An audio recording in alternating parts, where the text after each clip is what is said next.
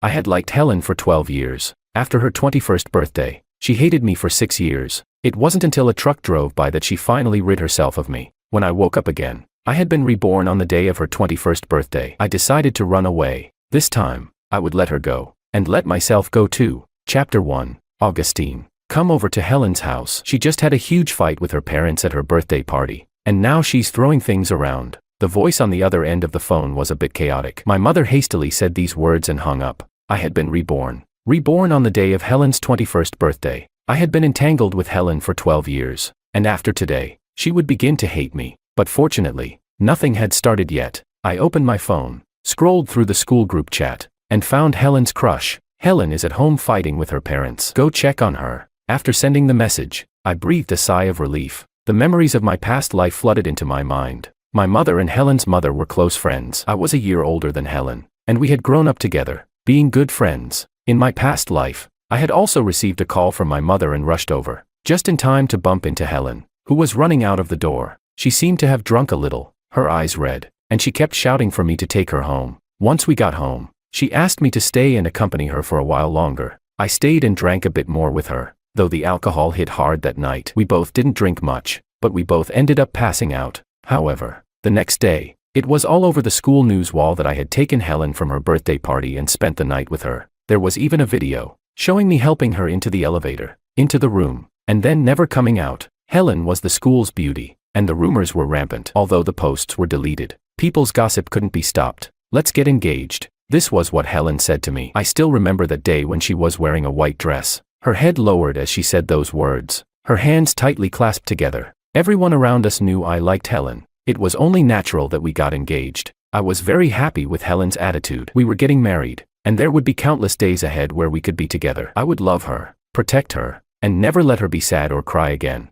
During that time, I felt like the luckiest person in the world. Chapter 2. At the engagement banquet, a man who looked somewhat familiar walked in through the door of the banquet hall. Helen's gaze followed him intently. After the party ended, I found Helen hiding in the makeup room, wiping away her tears. Helen, do you have someone you like?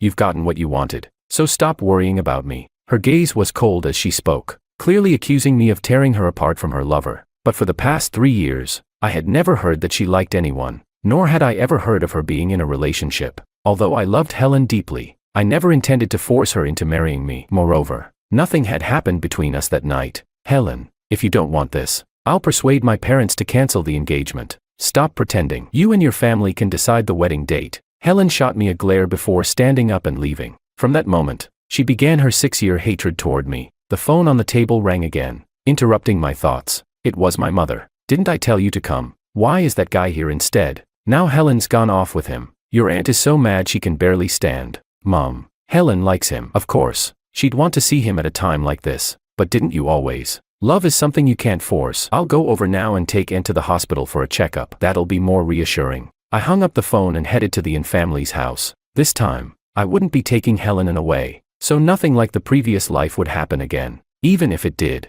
the man was the one she liked, so it would at least be a win-win situation. Before I knew it, I had arrived at the Inn family's home. Some of the guests who had come to congratulate were still there, consoling Helen's parents. I had to hide my emotions, help my mother send off the guests, and then take Aunt to the nearby hospital. After finally settling everything, I returned home, and it was already past midnight. Chapter 3. Rubbing my temples. I walked into my bedroom and immediately spotted the photo album on the bookshelf. Even after so many years, just one glance made me want to pick it up. Every photo inside was related to Helen. I flipped open the album. The first page was our first photo together. That was when I first met her at the age of 10. We were standing under a peach blossom tree. She was smiling at me, and I was removing a petal from her hair. At the bottom of the photo, there was a date, a time, and the childish pencil writing, "I like you." I still vividly remember Helen's reaction when she saw this album. It was our 2nd year of marriage. By then, she no longer kept the same cold face toward me as she had at the beginning. Occasionally, we'd sit on the sofa together and watch an old movie, until the day she opened this album. Augustine. So this was all part of your plan. You're disgusting. She slammed the door and left, and our relationship once again froze. What had I done wrong? That photo was from when I was just 10 years old, showing my most innocent affection for her. How did anything in it make her feel disgusted? Later, I learned that Helen's hatred toward me was due to the instigation of her lover. Finally, I understood why Helen hated me, but I never had the chance to explain, Or rather, she didn't want to hear a word of it. I considered asking for a divorce, but then the family's financial chain broke. Getting a divorce at that moment would have been kicking someone when they're down. I couldn't be that kind of person, and I couldn't let Helen face the crisis alone. After helping the family through the crisis, I never brought up the divorce again. Besides seeing the elders, Helen never returned home. We had become strangers living under the same roof. The love I had once longed for had completely turned into a business marriage. For a time, I even thought that perhaps this was how things would be with her. Maybe, in some sense, we'd grow old together, until that man appeared again by Helen's side. By this point, Helen had become an important member of the family, and our relationship no longer affected our business cooperation. But clearly, that man was right. Helen still liked him. In a photo sent by a friend, the man was tidying up her slightly disheveled hair, and she looked up at him, smiling. It was just like the first time I met her. Let's get a divorce. After 6 years, I was exhausted. Since the man she liked had returned, I would let her be with him. At least one of us could find happiness. What are you trying to do now? The voice on the other end of the phone was as cold as ever. The two companies had a new partnership recently. I figured she was worried I might use the divorce to breach the contract. It won't affect the cooperation. I thought for a moment and added, let's meet in person to discuss. I didn't call a driver. I drove myself to her company. But in the end, I never reached my destination. When the large truck came toward me, I saw a group of children on the sidewalk. I couldn't avoid them, so I didn't steer away. The car, along with myself, crashed into them, shattering everything. Chapter 4, August. Thank you for taking care of my parents. It was a message from Helen. I frowned. Shouldn't she be with her lover right now? Well, if that incident in the previous life had been arranged by that man, then of course he wouldn't jump into the pit himself. But at this point, I couldn't be bothered to get involved in their affairs anymore. I closed the chat window with Helen and casually removed her from the pinned conversations. Just then, another message popped up. Augustine, I want to start a business. Would you do it with me? The message was from Diego, one of my childhood friends. I paused for a moment, then remembered that Diego had asked me the same question in the previous life. At the time, I was completely out of it, and after dealing with deleting videos and managing rumors, then getting busy with the engagement, that conversation had just fizzled out. Thinking about it, I quickly replied to him, sure, let's go tomorrow. Huh? Diego on the other end of the phone clearly didn't react right away. Before starting a business, we need to do some research first. We can't just stay local. How is that starting a business? Got it. If I'm following Augustine, we'll definitely eat well. After chatting a bit more about our ideas, I started packing my bags. As I stood up, the photo album on my lap fell to the floor. After thinking for a moment, I tossed it into the trash can by the desk. The next day, after informing my parents, I left with Diego for S-City. Leaving here was for the business, and also to temporarily get away from Helen. This time, everything between me and Helen ended here, and that was enough. I wouldn't bother her anymore, nor would I spend any more time and energy on this matter. When we arrived in S-City, it didn't take long for Diego and I to spot a good business opportunity. Thanks to the experience from my previous life, I knew exactly what could make money now. Bro, we have everything ready, we just need the funds. Diego scratched his head. Could we really have to go back and ask our parents for money? Just then, Diego's phone rang. Hey, Helen's calling me. She must be looking for you. He raised an eyebrow and nudged me before answering the call. If she asks about me, just say you don't know where I am, I added. Diego paused for a moment, but didn't say anything more. He just went along with what I said. You still like her, don't you? Diego looked at me with confusion. She's got someone she likes now. Do you think I'm the kind of person who'll tear apart a couple? I stood up and patted Diego on the shoulder. I'm going to wash up first. Diego didn't say anything else after hearing this, but out of the corner of my eye, I saw him nearly burn a hole in the screen while texting in the group chat. I couldn't help but smile helplessly. Well, that was fine too. Chapter 5. After a peaceful night's sleep, Diego woke me up at 7 a.m. Bro, someone's willing to invest in us. The investor was Diego's classmate. We met him at a tea house and arranged to talk. My dad wants me to start a business, but I'm afraid I'll ruin the family. I think you two are more reliable than me. Amanda, dressed in jeans and a white t-shirt, looked like she had just rolled out of bed and rushed over. Amanda's father adored her, and not only treated her well but also saw her as the heir he was grooming. But now it seemed like Amanda just wanted to take it easy. Don't worry, if you're with Augustine, you'll eat well. Diego cheerfully handed over tea and water. With Amanda's investment, we had solved the financial problem. Augustine, the clothes you picked are a bit too low-key. Amanda spent some time advising Diego on his outfit, choosing the right clothes, then turned to look at me. Today, we were attending an industry gathering. I checked myself out in the mirror. I was in a sharp suit, looking proper, even with the tie neatly tied. I don't see a problem. We're a team of 3, understand? Amanda tossed something down from upstairs. I reached up and caught it. It was a tie in the same color as her dress. Since Amanda was our investor, I had no reason to refuse her request. As I was tying the tie, the other 2 came down the stairs. Diego was wearing a white suit, with a tie matching Amanda's. Those 2 really looked like a perfect pair. I thought to myself, not bad at all. Now the 3 of us look like we could be secret agents. Diego walked over to me, raised an eyebrow, and mimicked holding a gun. Just you, a secret agent? What's wrong with that? Isn't that how they act in the movies? Watching Diego and Amanda bicker, I couldn't help but relax and smile. This life wasn't bad at all. Though Amanda was the investor, she still followed us around. She was very smart and picked up things quickly. She also gave some very insightful suggestions, which surprised me. No wonder her father wanted her to go out and start her own business. With a mind like hers, she could succeed at anything. At the industry event, we attended as ourselves, not as the children of our parents, like we usually did. The 3 of us were a bit nervous. Chapter 6. What I didn't expect, however, was to see Helen here. After all, it had been nearly 20 years since I first met her, and when I spotted a figure in the distance, I knew it was her. But the person standing beside her wasn't her significant other. Perhaps sensing my gaze, Helen looked over at me. August. Her eyes brightened, as if she were a little surprised. She released the arm of the person she had been holding, lifted her skirt, and walked toward me. This made me a bit dazed. The old version of Helen always seemed like a proud princess in front of me. In the previous life, it was always me who approached her. When she was in a good mood, she'd call me August, but when she wasn't, she would just give a slight nod, acknowledging me. Seeing her walk toward me with a smile in her eyes was a rare sight after so many years. Helen immediately reached out to link her arm with mine. I instinctively stepped slightly to the side, avoiding her. Her expression froze, as if she hadn't expected me to react this way. When she looked at me again, her eyes were slightly red. Hi, Helen. Diego, sensing the slightly awkward atmosphere, stepped forward to greet her. He and I had always been good friends, so he addressed her as Helen as well. Helen ignored Diego and continued to look directly at me, just as she had earlier. Helen, is there something you need? I sighed inwardly, not wanting the atmosphere to become too tense, so I asked. Upon hearing my voice, Helen took a step back, putting a little distance between us. August, could you come back and marry me? When those words left her mouth, not only was I stunned, but Diego beside me was also frozen in disbelief. What was Helen doing? In the previous life, I desperately wanted to marry her, and she hated me for it. In this life, I had let her be with her significant other, and now she was saying she wanted to marry me. Don't you already have someone you like? I spoke calmly, and I was somewhat surprised to realize that when Helen mentioned marriage, my heart didn't stir at all.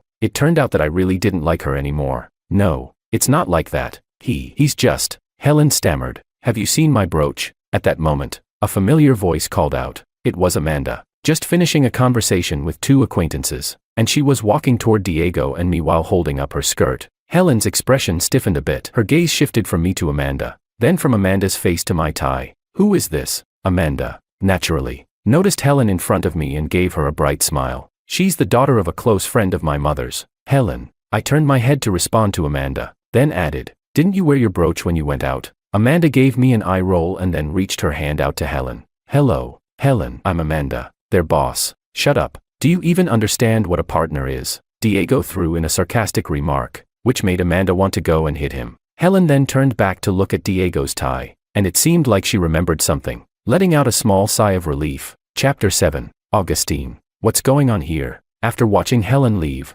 Diego and Amanda walked over to me. How would I know? But you didn't even wear the brooch today. I thought you were tangled up in some romance debt, so I came to help you out. Who knew you wouldn't follow my lead? Amanda winked mischievously. What romance debt? Augustine has liked Helen for so many years. Let me count. About. Watching Diego theatrically count with his fingers, Amanda let out a chuckle. All right, stop embarrassing yourself. I never had anything with Helen before, and I won't in the future. I gave Diego a light slap on the back, then became serious. Don't forget the main business today. Right. Over there's Mr. Fong, my dad's friend. Let's go introduce ourselves. Amanda pointed to a man nearby. Diego and I straightened up and walked over. But clearly, you can't escape fate. As soon as the party ended and we had just dropped Amanda off, my mother called. Augustine, your aunt called. She said Helen has nowhere to go. Can she stay at your place for a night? I know you don't want to be with her anymore, but Helen's someone I've watched grow up. My mother sighed. We grew up together, and over the years, She had treated Helen as her own daughter. Though I no longer had feelings for Helen, I couldn't just turn my back on her.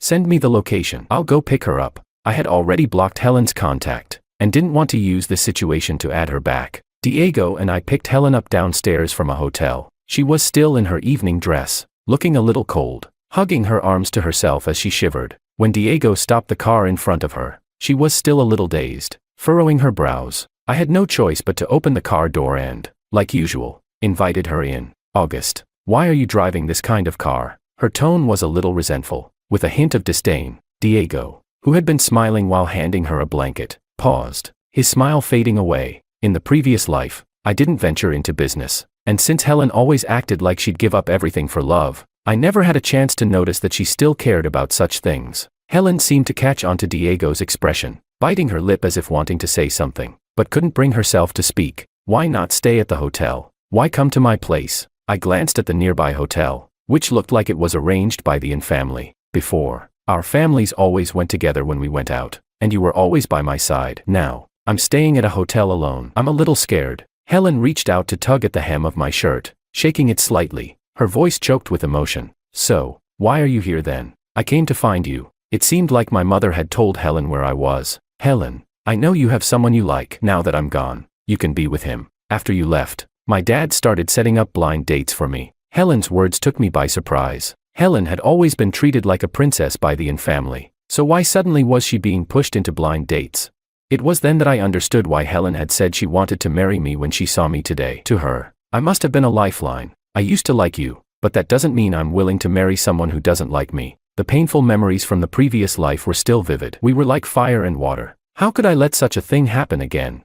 No, August, I like you, Helen explained frantically. She didn't seem like she was lying, and that made me even more confused. In the previous life, Helen had been so in love with that guy. How could she have changed her mind so quickly this time? Not only had she changed, but now she was telling me she liked me.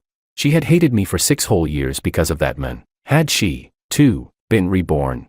I saw the album you made for me in the trash can. It seemed like she had guessed my thoughts. Helen cleared her throat and spoke up. It was just as I suspected, and I let out a small sigh of relief. You should know why it was in the trash, right? Helen was wrapping herself in the blanket when she froze at my words, tears welling up in her eyes. I handed her a few tissues and adjusted the blanket around her. Since she had been reborn too, it was better to speak openly now. Helen, since you know everything, you should understand that I've never forced you into anything. Now that we have a chance to start over, don't hate me anymore, and please don't think of me as your lifeline. Helen was still sobbing, and I sat next to her. Scenes from the previous life flashed through my mind. Helen coldly telling me to get out of her bedroom. Helen frantically questioning me why I hit her lover. Helen's indifferent gaze during our engagement banquet. Helen only calling my name when she needed help. Helen as a little girl saying she wanted to marry me. Helen smiling at me under the peach blossom tree when we first met. All of these were the proof of my 18 years of love for Helen, as well as the painful 6 years that I could hardly look back on.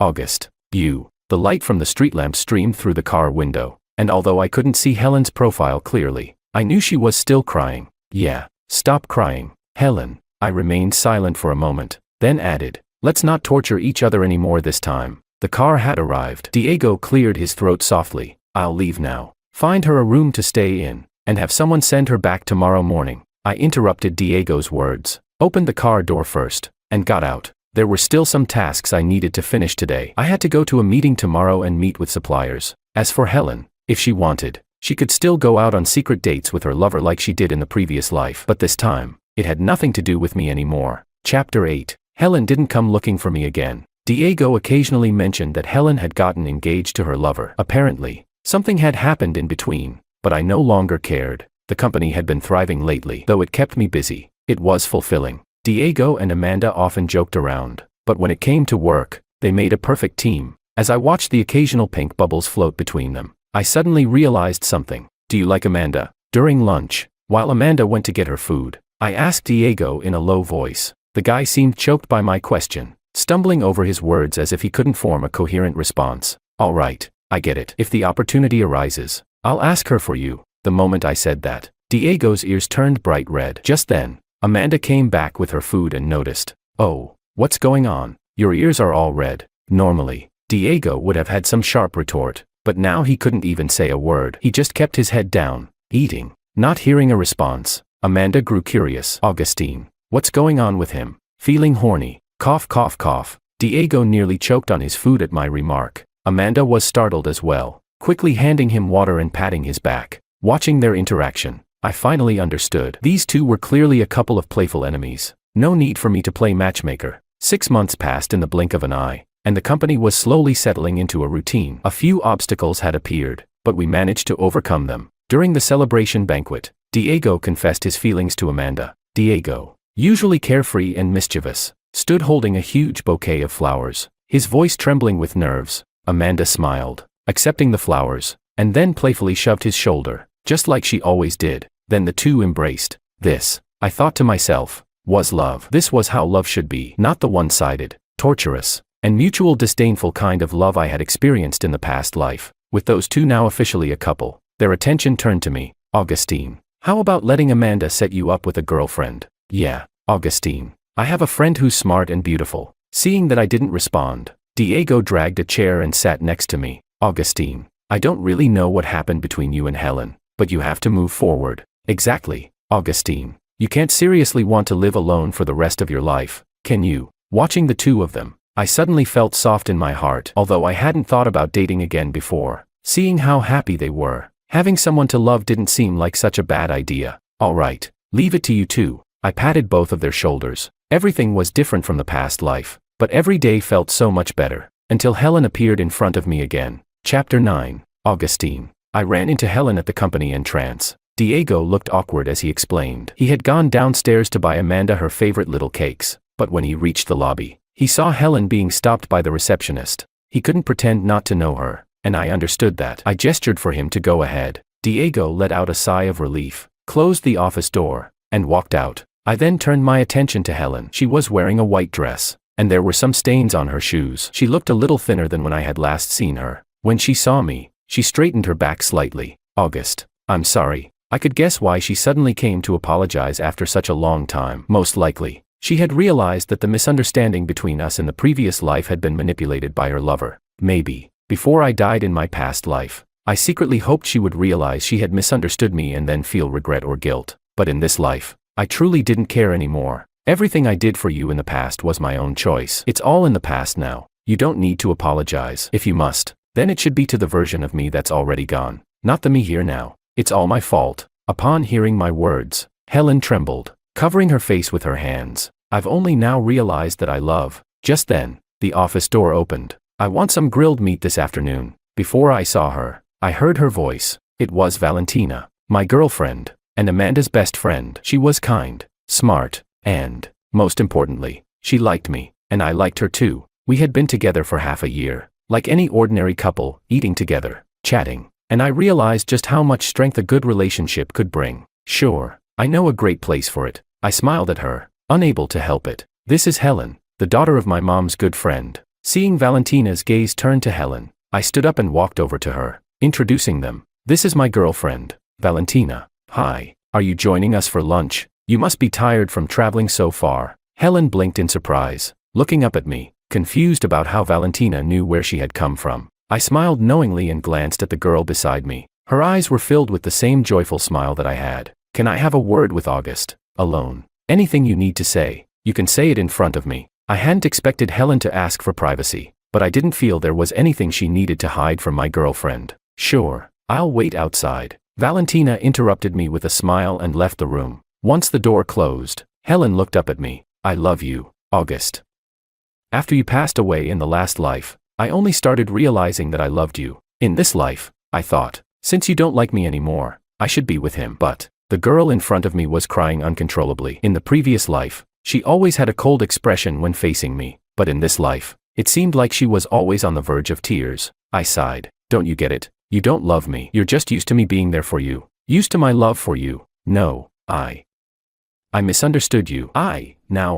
Helen. I already have someone I like. I've experienced how fulfilling a good relationship can be. You should find that too. Helen, I hope you can be happy in this life, just like I am. Helen didn't respond, just quietly sobbing. I handed her a few tissues. Do you need me to send someone to take you home? Helen remained silent. You can rest here for now. Someone will come to take you home soon. Goodbye, Helen. I opened the office door, and Valentina was sitting across from Amanda's office. I walked to the door of Amanda's office, where Diego was sharing a small cake with her. The sunset's warm glow was casting a line across the floor, and if I followed it, I could hold her hand. Valentina gave me a sense of tenderness and grace. She was a smart girl. As the sunset light fell on her face, I reached out and took her hand. She suddenly looked at me. How did the conversation go with her? Chapter 10. Well, we didn't talk much. All those past events are behind us now, I said casually, but as I spoke, many images flashed through my mind. Those past events were vivid, yet they felt like fleeting smoke, dissipating in an instant.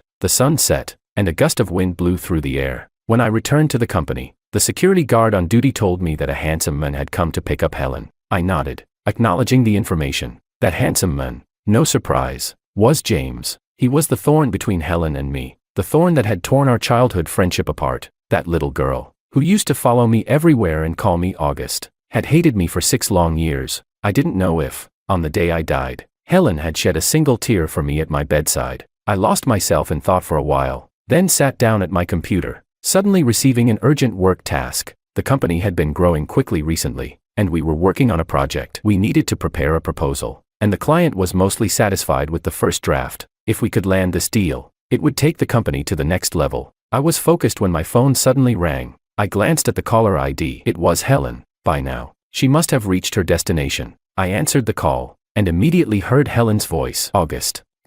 Her voice was choked with emotion. I could sense that she was upset, but I couldn't comfort her. You're there now, right? I cut her off. I'm here, August. James and I are engaged. He came to pick me up to take me to his house. She spoke slowly. I wish you happiness. After I said this, there was silence on the other end. It was a long, quiet silence from both sides. About a minute later, I heard her sobbing on the other end of the line. She was crying hard, but we were already 2 parallel lines, never to meet again. I hung up the phone and blocked Helen's contact once more. I did this to avoid any unnecessary contact between us. It was also out of respect for my girlfriend, Valentina. In my past life, I had experienced an unnatural relationship and marriage. I deeply understood the pain that kind of relationship caused. So, I didn't want to bring any unfair treatment to Valentina. I didn't finish the proposal until around 3 a.m. After stretching lazily, I headed home. Now, I was building a career in S-City, and I had settled down here, feeling at peace.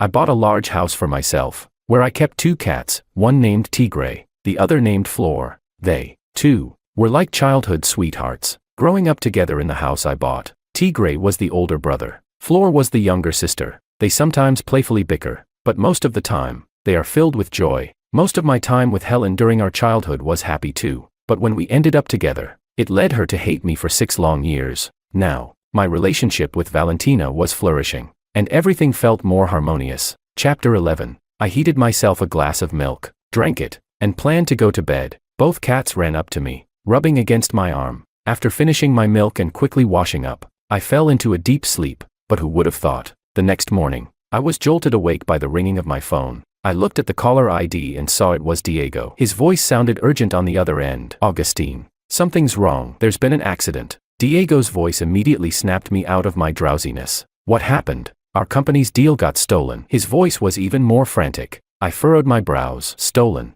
I was taken aback. We had worked so hard for that deal. We had revised the proposal countless times. And just last night, I'd received a call from their project lead saying that some things still needed tweaking. I had planned to send Valentina back first and dive into work to make those changes. I had thought that after a good night's sleep, I'd wake up and sign the deal. The deal was worth a lot, split into 3 phases, valued at $50 million. If we closed it, we'd have completed a third of the company's annual target. But now, it was taken from us. Calm down. Take it easy. Don't panic, I told Diego. After some reassurance, Diego finally managed to calm down. Augustine. I don't know all the details yet, but it looks like a company called Dawn has stolen our deal. Got it, I replied. You go check out the background of this company. I'll be at the office soon. We'll talk more when I get there. A wave of unease washed over me, but I kept my tone steady. We'd put in a lot of time and effort for this deal, over 1 or 2 months of hard work. Now to hear that someone had stolen it just like that, nobody would be happy about it.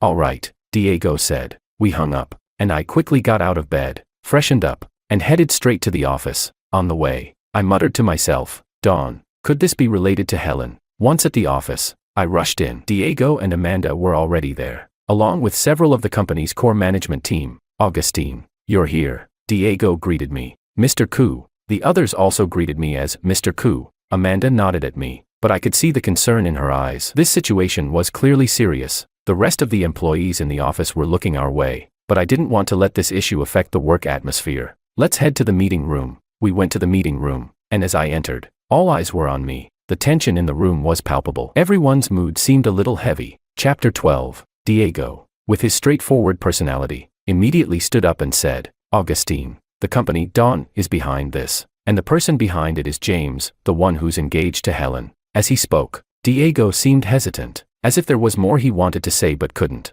I knew exactly what he was getting at. He was trying to imply that the company called Dawn must have some connection to Helen, but out of respect for me, he didn't continue. Seeing Diego holding back, I spoke up, "Go ahead, keep talking." Diego hesitated for a moment, then said, "Augustine, do you think this could be related to Helen? She's been coming to our company a lot these days." I thought for a second and replied, "It shouldn't be related. We haven't had much contact with her. This order was only known by our internal team. I never discussed it with anyone outside of the company, not even with Helen." I explained the basic situation, and as I spoke, I noticed the shift in everyone's expressions. "Augustine, but that James is despicable. First, he took Helen from you." Diego started, but then his gaze met mine, and he bit back the rest of his words. He turned to me and said, "I'm sorry, Augustine. I just find this guy's actions disgusting." I nodded, understanding what he meant. It wasn't just Diego. I wasn't fond of James either. Diego's words might have sounded harsh, but they weren't far from the truth. In the past life, he had used underhanded tactics to steal Helen's heart from me. Now, in this life, he was trying to steal my business too. I even wondered if the car accident that happened to me in the past life had been planned by him as well. Amanda suddenly shot Diego a sharp look. "If you can't speak properly, just stay quiet. Right now, we need to focus on how to handle this." In the past year, Amanda had gone through a lot in the workplace and had become a sharp, competent professional. Diego, somewhat chastened by Amanda's rebuke, didn't say another word. The rest of the core management team kept their heads down, silent, not offering any comments. The problem was no longer internal. Our communication with the other company had been fine so far. After a moment of silence,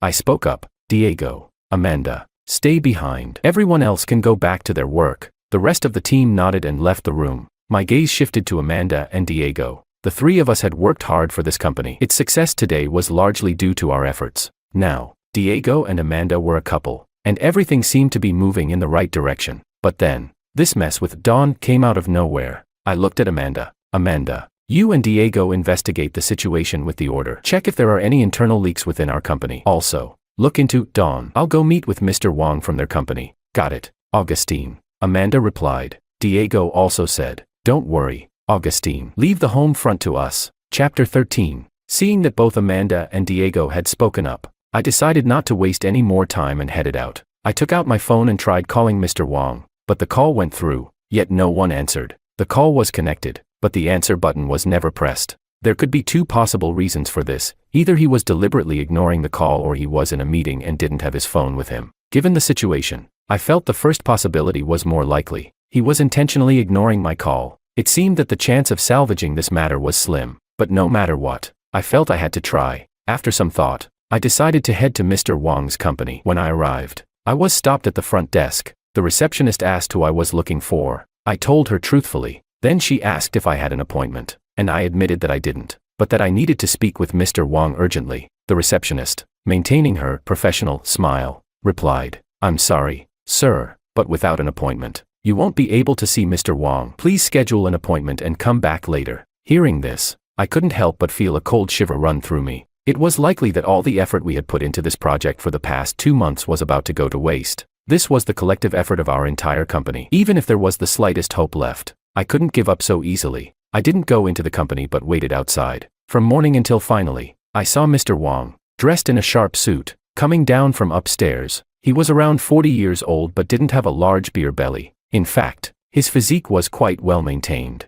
When I saw him, I didn't waste any time and rushed over to him. "Mr. Wong, can we talk?" Mr. Wong's gaze landed on me, and the two men accompanying him quickly blocked my way. I tried to push through, but they stopped me. "Let him through," Mr. Wong said. At his command, the two men didn't dare continue to block me and stepped aside. I approached Mr. Wong. "Mr. Wong, did you have a chance to look at the proposal I sent you last night? Is there something you're not satisfied with?" "Your proposal is overall fine, but we're not going to give you this order." "Sorry, Mr. Koo, Mr. Wang replied, his tone carrying a hint of apology. What's the reason for your refusal? I won't get into the specifics, but it's not because your proposal isn't good, Mr. Wang said, his gaze shifting to me. Sorry, Mr. Koo, I have a lunch appointment to attend. I'll have to leave now. With that, Mr. Wang walked away swiftly. I watched his retreating figure, momentarily dazed for a few seconds. Coming back to my senses, I realized staying there wasn't going to help. After leaving Mr. Wang's company, I headed back to our office. Once there, I called for a meeting with Amanda and Diego. The meeting was straightforward. I briefly explained the situation and told them that, unfortunately, we likely wouldn't get the order. Secondly, I reassured them that our proposal was still a good one, and we could try finding another company in the same industry to partner with, so all our hard work wouldn't go to waste. Diego nodded. All right, Augustine. Amanda didn't have any objections either. I'll go make the arrangements. After Amanda left, Diego turned to me and said, Augustine, I know why we lost this order. Chapter 14. Diego had a serious look on his face when he said this, which immediately piqued my curiosity. I looked at him and asked, why? I just had someone look into James. This guy doesn't come from money. The only reason he could open this company is because Helen's family invested in it. I suspect he got this order through connections with the Yin family. Diego paused for a moment, clearly hesitant. He looked at me, almost as if he wasn't sure how to continue. I couldn't help but say, Diego, since when did you become so slow? Just say what you need to say. Diego replied, this is still related to Helen. Do you think she might be seeking revenge out of love or hate, trying to strike back at you on purpose? I glanced at Diego. My relationship with Helen wasn't as simple as it seemed. We were both reborn. I knew her past, and she knew mine. In the previous life, we were married. In this life, we weren't lovers, and we certainly weren't a married couple anymore. We had returned to the original state of knowing each other. But now, I had no intention of getting closer to Helen. I didn't want to repeat past mistakes, but Helen, in this life, seemed to want to get closer to me. I didn't quite understand it. Wasn't she supposed to hate me? She should have hated me in the previous life, and yet now, in this life, why was she suddenly trying to approach me? I was confused and didn't know what her purpose was. It probably isn't her. It might be James's doing, I said. I remembered that Helen had never been interested in business matters. She preferred to do what she loved. Diego's anger flared when I mentioned James. If that son of AB****** is behind this, I'll deal with him right now. Diego started to head for the door, but I quickly stopped him. It's no use confronting him now. The priority should be to keep looking for potential partners. Diego nodded, knowing I was right, but still muttered, our company is now at odds with James. This grudge is official. I agreed. It was indeed a grudge, one that had already been brewing. Even in the previous life, James was a despicable, underhanded man. I sat at my desk, trying to gather some information, looking into potential partners to see if we could find another company to collaborate with. At some point, my office phone rang. I glanced at the caller ID and saw an unfamiliar number. I typically don't answer such calls, assuming they're just spam or telemarketers. However, to my surprise, the caller persistently dialed again, 3 or 4 times in a row. Seeing this, I finally decided to pick up. I didn't speak immediately, letting the phone ring for a few seconds. After about 3 to 5 seconds, a low voice came through the receiver. Is this Augustine? Yeah, it's me, I responded coldly. This is James. It's nice to finally speak with you, he said, his tone clearly laced with provocation. I was momentarily stunned. After a brief pause, I regained my composure and asked, what do you want?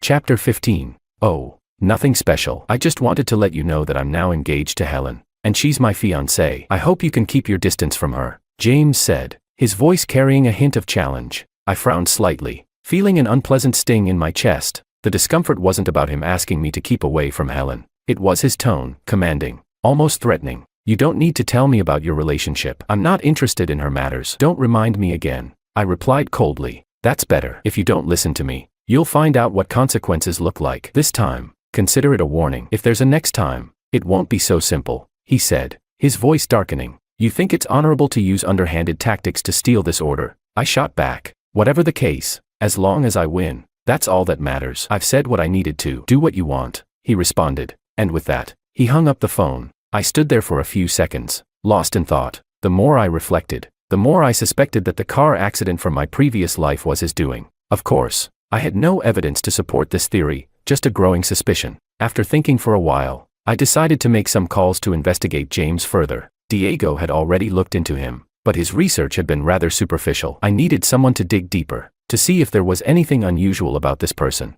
I arranged for someone to do this. They assured me it would be no problem, saying, as long as the money is right, we can get anything done. I nodded, urging them to get back to me as quickly as possible. They said they'd have results within a week. After hanging up, a weight settled in my chest. If James was as unscrupulous as I suspected, then Helen's situation around him could be dangerous. Maybe I should warn her, but then again, I wasn't sure it was necessary. In the afternoon, Valentina called and invited me to dinner. She said she was waiting downstairs at the office. I agreed and told her I'd be right down. When I met Valentina, she was wearing a floral dress, her long hair flowing freely, and her face was beaming with a smile. Her skin was fair and delicate, and her features resembled the gentle beauty of a Jiangnan girl, warm and approachable. I'm over here, Augustine. She waved at me. I jogged over to her. She smiled and asked, what do you want to eat today? It's on me. If you're paying, I'll eat anything. I joked. We arrived at the restaurant, and Valentina's smile never wavered.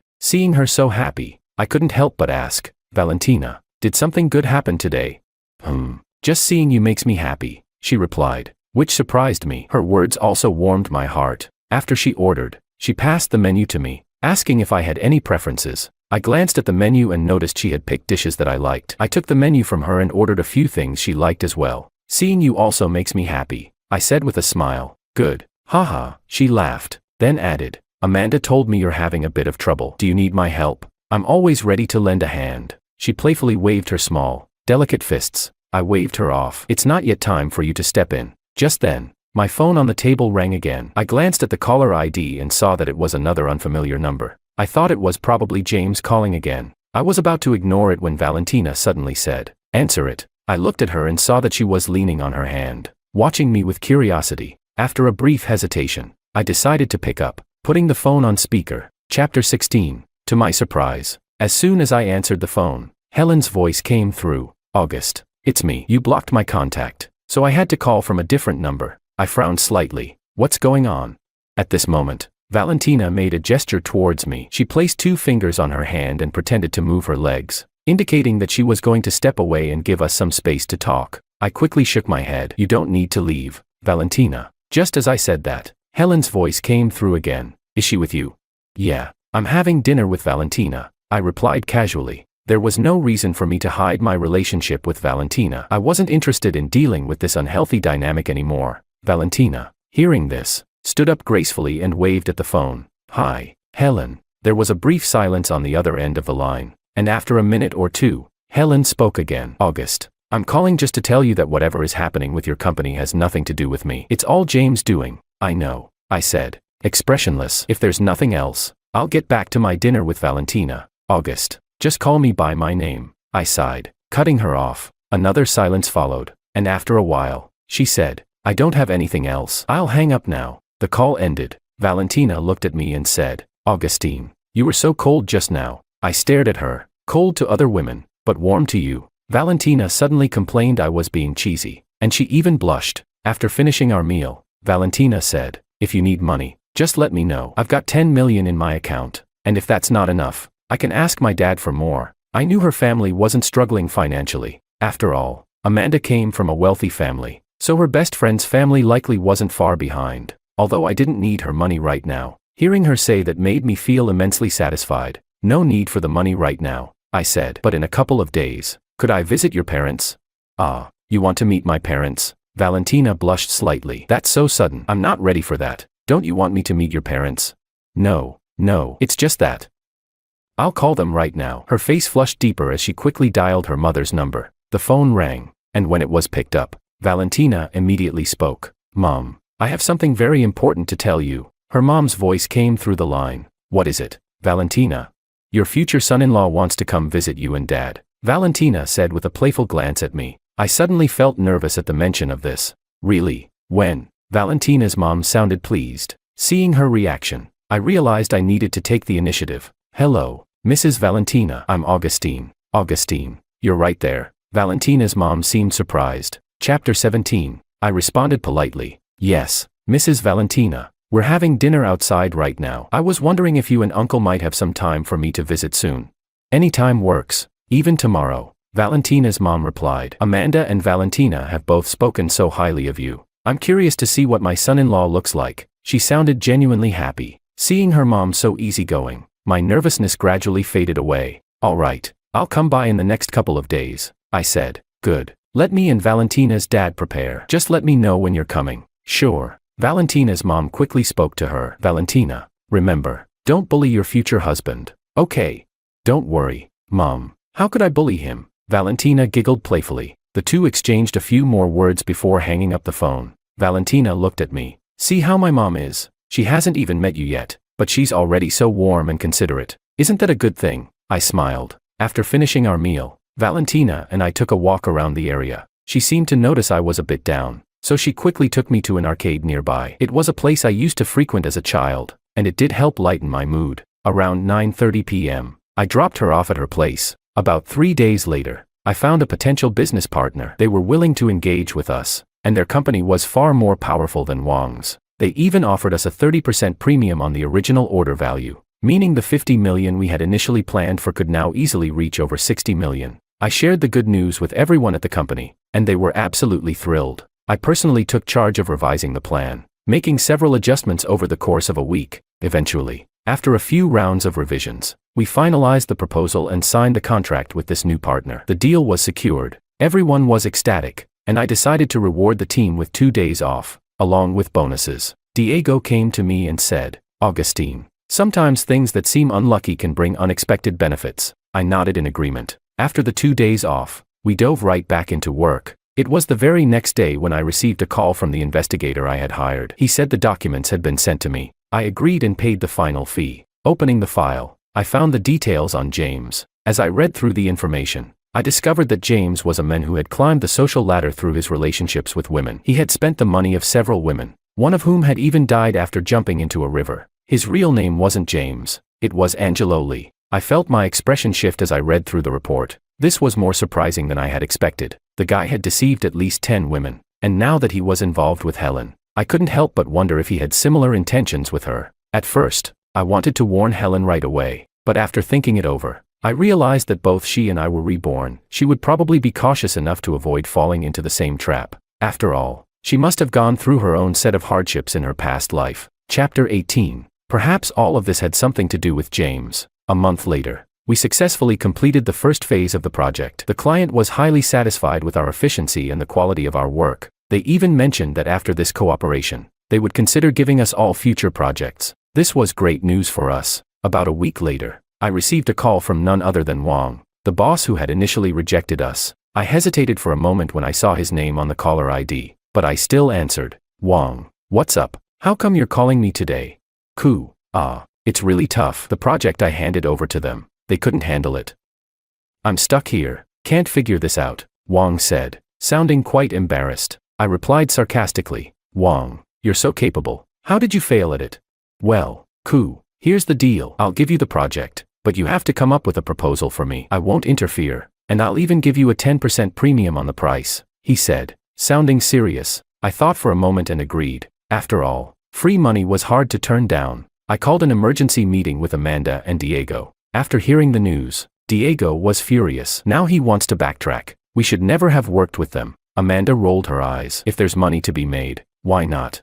I agreed with Amanda. Exactly. Everyone has worked hard. Let's finish this job for Wang and get it done. The team agreed and left the meeting. That same day, James called again. He immediately started yelling. What's your problem? Stealing the project from me?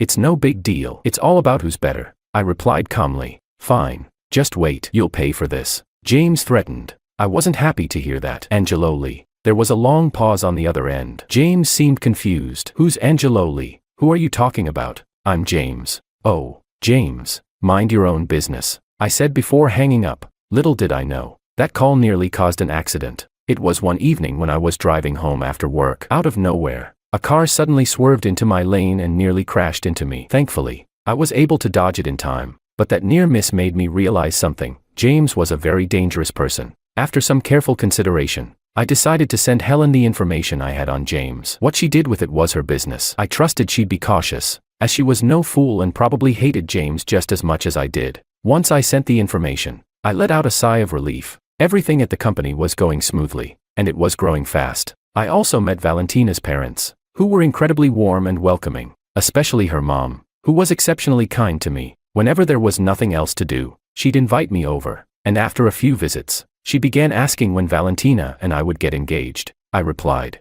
anytime. Soon after, I told my parents about Valentina. They were delighted, though my mom still expressed some regret that I wasn't with Helen. Helen had always been the daughter-in-law my mom had envisioned for me, but when my mom met Valentina in person, she warmed to her instantly. She also began urging me to get engaged to Valentina as soon as possible, with both our parents on board, and with Valentina and me deeply in love. Everything was falling into place perfectly. We picked a good date, and about a week later, Valentina and I got engaged. The engagement day was filled with excitement. Amanda and Diego, as our matchmakers, were of course present. After the ceremony, I was utterly exhausted, but the next morning, I woke up to a news headline about James. He had been arrested on charges of fraud and assault. He had scammed over 10 women, and his story quickly went viral, with people across the country expressing their disgust for him. At the same time, I received a call from Helen. August, thank you for helping me, she said softly. I didn't do it for you, I did it for myself, I replied. I found James repulsive, though there was no direct evidence linking him to the car accident in my past life. I could tell by the circumstantial evidence that he was the kind of person who would stop at nothing to get what he wanted, especially after that close call on the road. Helen was quiet for a moment before speaking again. No matter what, I should still thank you. I knew James wasn't a good person. I nodded, unsure of what else to say. We were both silent for a while before she spoke again. August, congratulations on your engagement. Thank you for the well wishes, I replied. I'm about to go study abroad. I plan to learn something new, and if things go well, I might not come back. Her voice seemed to tremble as she spoke. Chapter 19. But no matter what, my relationship with Helen was now nothing more than a thing of the past. Between us, it was as though we had become complete strangers. I wish you all the best, and I hope you find happiness, I said before hanging up the phone. About a month later, Amanda and Diego held their wedding. Valentina and I attended as the best man and maid of honor. In this love story, they had truly done their best to consider and love each other. I couldn't help but feel envious of them. But of course, I also felt grateful to have Valentina by my side at that moment. I held her hand, and as we locked eyes, I thought to myself, this was it. I was going to be happy with her, and I would keep this happiness for as long as I could. Chapter 20. Helen's side story. After Augustine called, I started packing up my office and the adjacent break room. When I wasn't at home, I spent most of my time at the company, but I didn't want him to know that. After all, he had always been so outstanding, and so much had happened between us. My pride constantly reminded me, never lower my head, never admit defeat. Although I was confused about why he suddenly proposed a divorce, a part of me felt a bit relieved. Maybe, after all these years, we were just a couple full of resentment. We never had a chance to live peacefully. Now that we were separating, it might actually be for the best. But when it came time to actually part ways, all the anger and resentment seemed to vanish, leaving behind an indescribable sense of melancholy. I picked up the photo of the two of us on the desk, about to stuff it into the drawer when the phone rang. Hello, is this Augustine's family? Please come to the Central Hospital. Time seemed to freeze at that moment. When I came back to my senses, I was already on my way to the hospital. Honestly, I can't recall much about how I felt at that time. The only thing I remember is that not a single tear fell from my eyes. It wasn't until I came back home, to the place we once shared, that I found myself drawn to his study. The photo album that had been placed at the very bottom of the shelf caught my eye immediately. I remembered the last time I saw that album. It was after a huge argument between us, and now, seeing that album, it felt like he was truly gone. I took a deep breath, opened the album, and the first page was a photo of us when we first met. In the picture, we were just children. The sunlight that day was so bright. Augustine had his eyes slightly lowered, his lashes casting a shadow on his face. It was such a beautiful time. Yes, Augustine and I were never supposed to end up this way. We grew up together. He was my best friend. He was so skilled with his hands. When we went on picnics, he would make a beautiful flower crown for me and put it on my head, calling me his little princess. He was excellent in academics, especially in math. On countless afternoons, he would patiently explain problems to me in the yard, never once showing impatience, even when I was slow to understand. He was a wonderful cook, too. Kung Pao chicken, sweet and sour ribs, all the dishes I loved. He made them so delicious. He would flick his finger on my forehead, but it never hurt. He'd take me to amusement parks and cover my eyes when we entered the haunted house. He'd take me away whenever I argued with my parents. I knew his burdens and responsibilities. He understood my pride and sensitivity. We were, after all, the ones who understood each other best. Then I got into the same university as him. The day he picked out the apartment for me, I was still excited about our upcoming college years together. But then I met another guy. His name was James. He said he liked me, and he took me to the seaside on his motorcycle. The speed was thrilling, and my heart raced. He asked if I liked him too, and I felt my heart pounding in my chest. I was confused. Before that, I always thought I liked Augustine, so I told James just that. You're just depending on him, aren't you? After all this time, you probably see him as family. Family is not love. Maybe James was right. Perhaps I had confused dependence with love.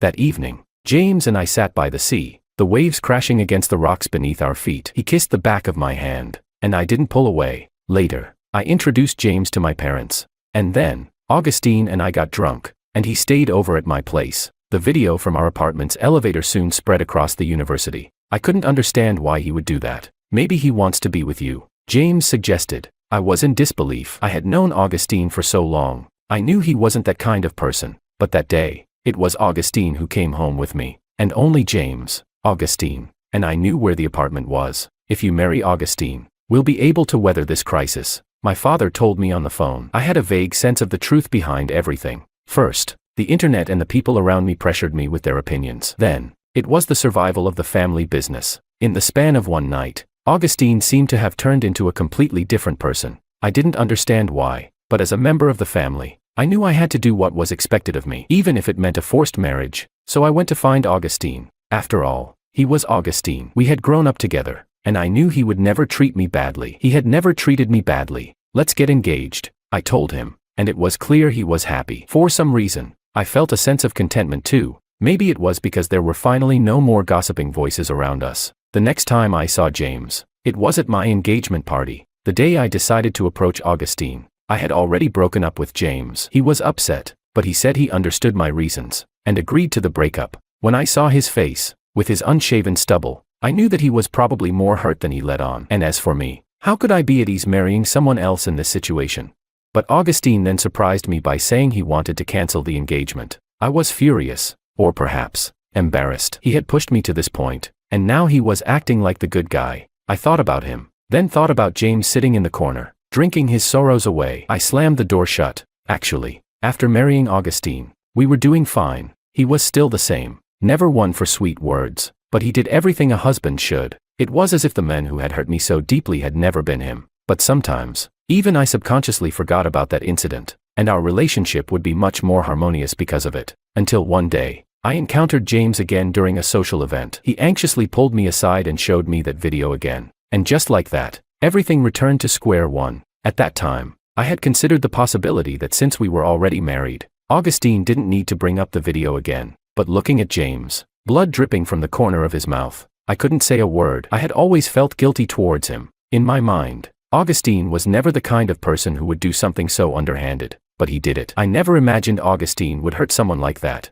I no longer believed anything he said, and I stopped going home. I withdrew into myself, like a snail retreating into its shell, until one day, Augustine died in a car accident. The police said it happened when he swerved to avoid a group of children. He was such a kind man, I knew that. But he had also hurt me deeply and hurt another person who loved me. I snapped out of it, and the album was still open on the table. The picture of our younger selves was still there, smiling so happily. A tear dropped, blurring the pencil-written words, "I like you." I hurriedly wiped the smudge, then touched my face, realizing I had been crying. But after that, I had an accident and was given a second chance at life. The accident I originally thought was a twist of fate was actually all part of James' plot. It turned out that he never truly liked me. He only wanted my family background. I regretted it all so much, regretted hurting the one who loved me the most, Augustine. For 6 years, I hated Augustine because of James. So when I got a second chance, my first thought was to find Augustine, find my August, and I wanted to start over, but it was too late. He had already found someone else, someone he liked, someone wonderful. She was beautiful, and she was gentle, and Augustine started distancing himself from me. I knew I had hurt him too much, and I didn't blame him. But then James came back into my life. I hated him. I wanted revenge. I prepared a series of plans. I wanted him to fall into the deepest abyss. During this time, my plans were almost exposed, and several times I thought I would fail and never get my revenge. But in the end, Augustine stepped up, giving me the information I needed. Finally, I got my revenge. Afterward, I planned to leave the country to start anew. There was nothing left for me here. I got an opportunity to study abroad, and I knew that once I left, I would never cross paths with Augustine again. But deep inside, I will always wish him a lifetime of happiness.